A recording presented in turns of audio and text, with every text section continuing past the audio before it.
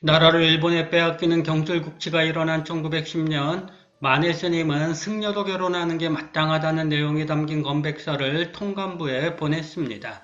만해는 이 글에서 승려의 결혼 금지는 세상의 도리에 맞지 않는다고 했습니다. 그는 네 가지 이유를 들어 승려의 결혼 금지에 반대했는데 자손이 없는 게 사람의 죄 가운데 가장 큰 불효죄라는 점을 첫째로 제시했습니다. 국가 차원에서 인구 증가에 동참하는 게 옳다는 게 두 번째 이유였고, 세 번째로는 혼인을 막으면 사람들이 불교에 들어오지 않아 포교가 힘들다는 점을 들었습니다. 넷째는 억제할수록 심해지는 식욕과 성욕을 계율로 단속할 수 없다는 것이었습니다. 당시 일본 불교의 영향을 고스란히 받은 대처승과 동일한 주장을 한 셈입니다. 용성 스님은 금혼을 해제해야 한다는 만해의 주장을 정면으로 비판했습니다. 승려의 순수한 마음을 특히 강조한 사람이 바로 용성이었습니다. 대처식육, 곧 승려가 아내를 얻고 고기를 먹는 정책을 그 누구보다 강력하게 용성은 반대했습니다. 용성은 용은수자가 마군이었다며 승려의 결혼을 주장한 만해와 각을 세웠습니다. 만해가 세상의 도리를 들고 나왔다면 용성은 승려의 도리를 들고 만해의 주장에 맞섰습니다. 앞서 살핀 네 가지 유목에 나타나는 대로 만해는 인간의 본성과 사회윤리를 하나로 연결하여 승려의 혼인을 주장했습니다. 상황이 어떻든 만해는 불교의 세속화를 주장하여 일제의 뜻에 동조하는 주장을 펼친 것이었습니다. 속죄를 벗어난 깨달음을 추구하는 정통 불교를 지향한 용성이 만해의 이런 주장을 받아들일 리 없었습니다. 승려의 결혼 문제에 대해서는 의견이 달랐지만 용성과 만해는 도반으로 긴밀한 관계를 맺었습니다. 1912년 4월 초파일에 뜻을 모은 선승들이 힘을 합쳐 조선 임재종 중앙포교당을 만들었습니다. 선승들은 송강사에서 승려대회를 열어 임재종을 출범시켰고 만해가 그 실무 책임을 맡았습니다. 만해를 비롯한 선승들은 용성에게 포교당 사장을 맡아달라고 요청했습니다. 사방을 둘러봐도 용성만한 스님이 없었습니다. 포교당 개교식에서 만해는 서울에 선종포교당을 세운 이유와 임재종을 앞세운 까닭을 이야기했습니다. 이어 용성은 주장자를 높이 치켜들고 외색으로 물들어가는 불교를 질타했습니다. 선지식들이여 시험삼아 말해보라. 금강덩어리와 밤송이를 삼킬 수 있는 자가 누구인가? 삼켰다면 도리어 내가 그 삼킨 곳을 보리라. 헐! 용성은 임재선사의 사면사묘 법문을 언급했습니다. 일구 가운데 반드시 사면이 갖춰져 있고 한 현에는 반드시 사묘가 갖춰져 있어 방편과 실제가 있고 비춤과 쓰임도 있다고 임재는 말했습니다. 이는 한 구절의 말에는 진리와 진리에 드러남 쓰임이 모두 갖추어져 있다는 뜻을 담고 있습니다. 용성은 이 말을 한 일왕 땅을 놓고 서로 다툼에 3마리 뱀과 9마리 쥐가 화해롭다는 상황에 빗대어 표현했습니다. 한 일왕 땅을 차지하려면 치열한 다툼을 감수해야 하지만 그 속에서 사명과 구효는 서로 양보하며 있음에서 없는 경지에 이른다는 점을 그는 깨달은 것이지요. 세속에 물들어 제 욕심조차 들여다보지 못하는 승려들을 오싹 떨게 만든 사자우였습니다. 이로부터 7년이 흐른 1919년 2월 만해가 산사로 용성을 찾았습니다. 당시 만해는 최린, 이승훈 등과 함께 조선 독립선언을 추진하고 있었습니다. 최린이 천도교를, 이승훈이 기독교계를 대표해 물밑 작업을 하고 있었습니다. 불교계를 대표한 인물로는 단 한 사람이 꼽혔는데 그가 바로 용성이었습니다. 만해는 용성에게 조선 독립선언의 필연성을 설명했고 용성 또한 흔쾌히 그에 동의했습니다. 불교계 대표로 나서달라는 만해의 요청을 용성은 부처님 팔아 살아온 밥값은 해야 한다며 기꺼이 받아들였습니다. 용성 말고도 만해는 몇몇 고승들을 찾았지만 엄중한 시국에 아무도 나서려고 하지 않았습니다. 그런 와중에 세상 나이로 56인 용성이 고초가 뻔히 보이는 길에 나선 것입니다. 용성은 감옥에 갈 준비가 되어 있었습니다. 제 한 몸 희생하여 온 나라와 온 백성을 구하는 일이 아니던가요. 1918년 미국 대통령인 우드로 윌슨이 민족자 결론을 제청하면서 해외 독립운동가들이 먼저 독립선언서를 발표했습니다.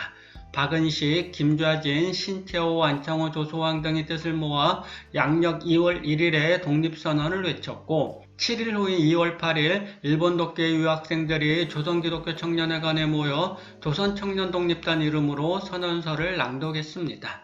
국내에서는 종교단체 중에서 교세가 가장 강했던 천도교를 중심으로 움직였습니다. 천도교를 대표한 최린이 한용운에게 불교계의 동참 의사를 타진했고 만해는 주저없이 그 제안을 받아들였습니다. 대각사에서 3월 1일을 맞은 용성은 묵묵히 때를 기다렸습니다. 천도교 누량인 손병희가 사람을 보내 독립선언 장소가 탑골공원에서 요리집 태화관으로 바뀌었다고 알려왔습니다. 민족대표로 서명한 33인 중 29명이 참석한 선언식에서 만해는 우리는 신명을 바쳐 자주 독립국이 될 것을 기약하고자 여기에 모인 것이니 정정당당히 최후의 1인까지 독립쟁취를 위해 싸웁시다라고 외쳤습니다. 만해가 대한독립만세를 선창하자 민족대표들이 따랐습니다. 식이 끝날 무렵 일경들이 들이닥쳤고 민족대표들은 순순히 경찰차에 올라탔습니다.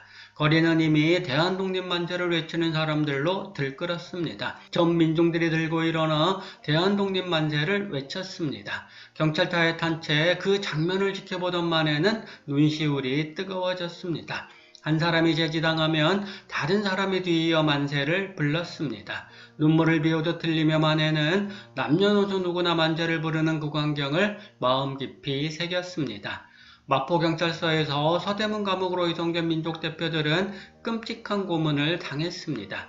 취조실에서는 쉴 새 없이 비명이 터져나왔고 민족대표들은 극형에 처해질 것이라는 소문이 감방안을 맴돌았습니다. 한용운이 쓴 공약 3장 중 한 대목인 최후의 일각, 최후의 1인까지 민족의 정당한 의사를 쾌히 발표하라는 문구를 빌미로 내란죄로 몰고 있다는 게 소문의 내용이었습니다. 일부 민족대표가 벌벌 떨며 통곡하자 만해는 감방 안에 똥통을 집어던지며 죽는 것이 뭐에 그리 슬프냐고 소리쳤습니다. 민족대표로서 의연한 자세를 잃지 말라는 외침이었습니다. 용성 또한 감옥에서 가혹한 고문에 시달렸지만 선사답게 그 모든 과정을 이겨냈습니다. 대각사에 남은 제자와 신도들이 서대문 감옥으로 찾아와 감옥을 돌며 연부를 하거나 참불가를 부르기도 했습니다. 용성은 독방을 선방 삼아 경전을 읽고 연부를 하고 기도를 했습니다. 법원신문에서 재판장이 용성에게 이후에도 조선 독립운동을 하겠느냐고 물었습니다. 용성은 기회가 주어지면 언제나 다시 할 거라고 단호한 목소리로 말했습니다. 선언서를 발표하면 곧 체포된다는 것을 각오하고 있었느냐는 물음에도 각오하고 있었다는 답변을 내놓았습니다. 불교의 맥락으로 봐도 독립은 마땅하다며 일본이 다른 민족의 땅을 강점하고 있음을 분명하게 강조했습니다. 그해 10월 30일 재판부는 보안법 위반 혐의를 걸어 용성에게 1년 6개월의 형을 선고했습니다.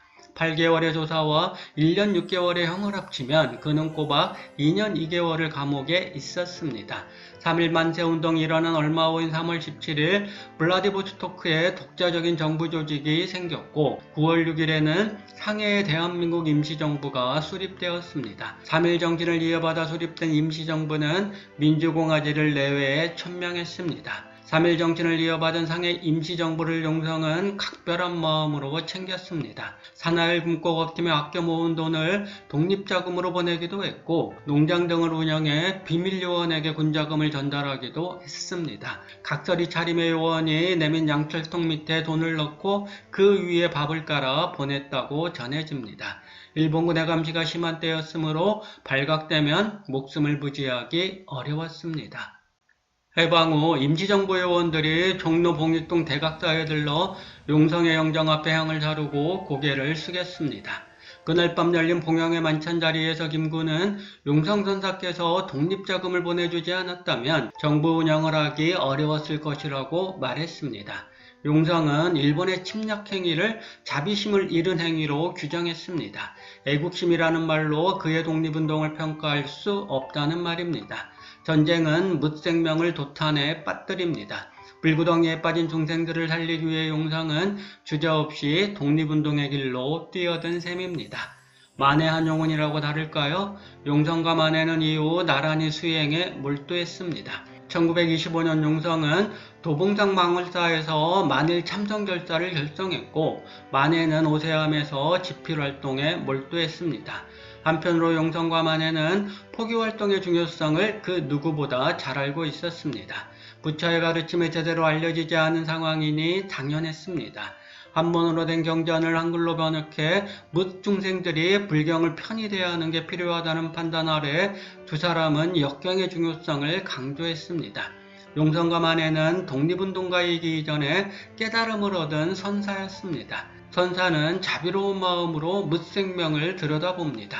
약자의 아픔을 온몸으로 받아들이는 데서 선사의 삶이 시작된다면 그들은 온전히 아프고 아픈 사람들을 마음 깊이 끌어안는 삶을 살려고 했습니다. 지금 우리가 두 선사의 삶을 기리는 까닭은 여기에 있다고 하겠습니다.